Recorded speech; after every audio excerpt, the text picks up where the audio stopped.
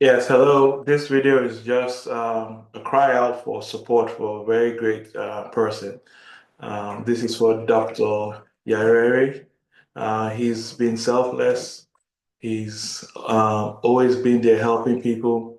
Anytime anybody's down or out on their luck, he's there, gathering people together. So we want to support him because he's just been admitted into LSU. Louisiana State University for a PhD program. And he hasn't asked anybody to do this. And I'm doing this from the kindness of my heart because he would do this for anybody. So I'm creating a GoFundMe account for Iroro to support his further education. Iroro is a doctor focused more on infant treatments, so prenatal diseases, cancer, HIV. And we just want to support him any way possible. I kind of want to call this 10 for 10. If you have $10 and you want to donate to us, his GoFundMe, that would be great.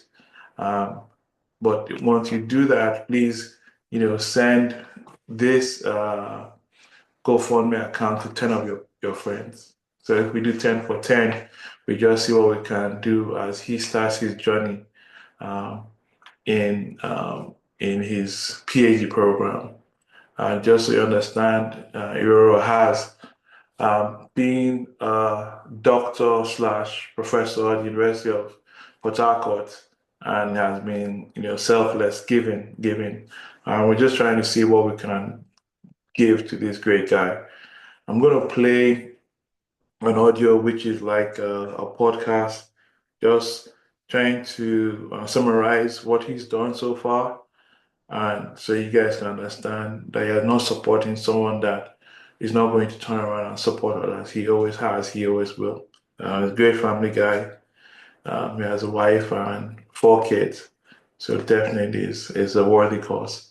So whatever you guys gonna do, even if it's one for 10, $1 and 10 of your friends on that $1, that's great.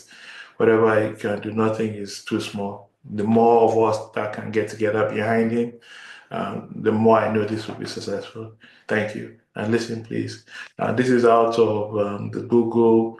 They have something called the Google Notebook LM, and you can actually use this to do a summary of audios or take. So listen, please. Today, we've got this fascinating letter from Dr. Iroro here. It lays out their medical career since graduating back in 2000 from the University of Port Harcourt. Yeah, it's quite a detailed look. So our goal here is, well, to figure out what that journey really looks like.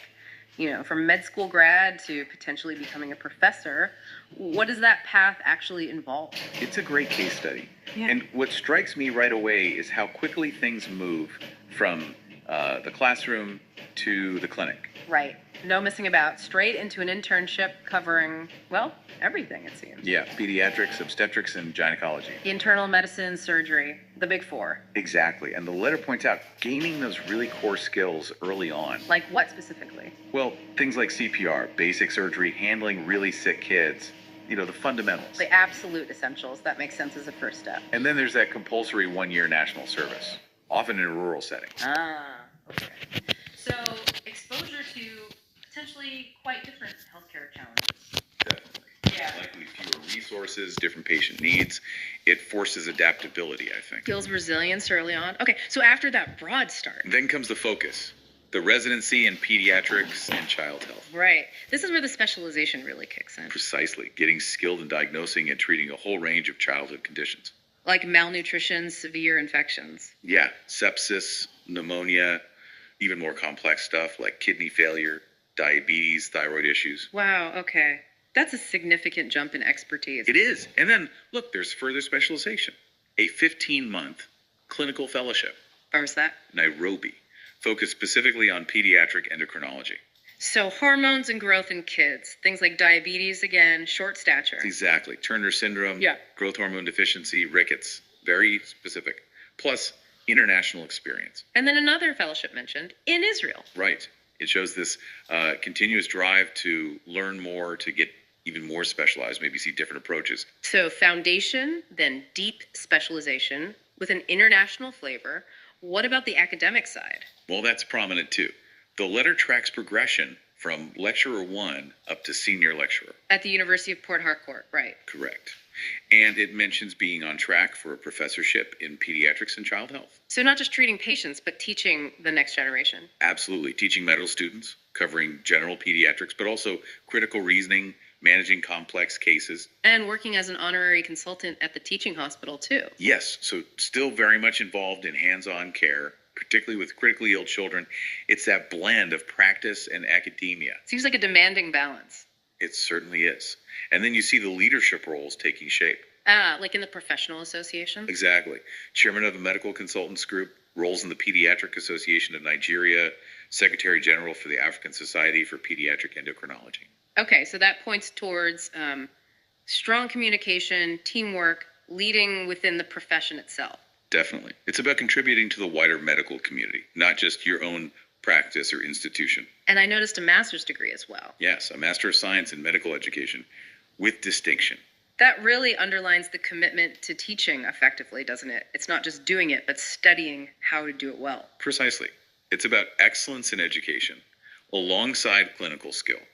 And that, plus attending lots of short courses, just reinforces this theme of, well, never really stopping learning. Yeah, constant improvement. It's a hallmark of the profession, really, or should be.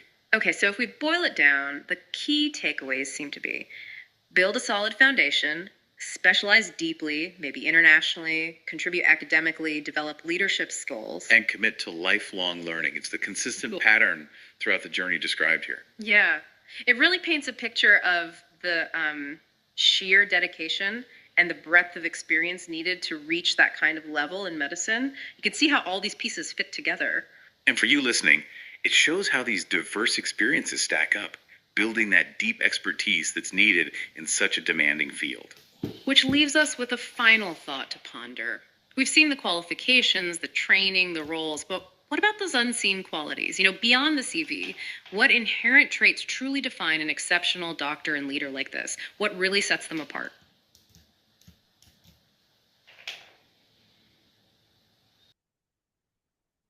Thank you. So that was recording. Please help support Iroro on his PhD journey. Thank you. Have a good day. Bye.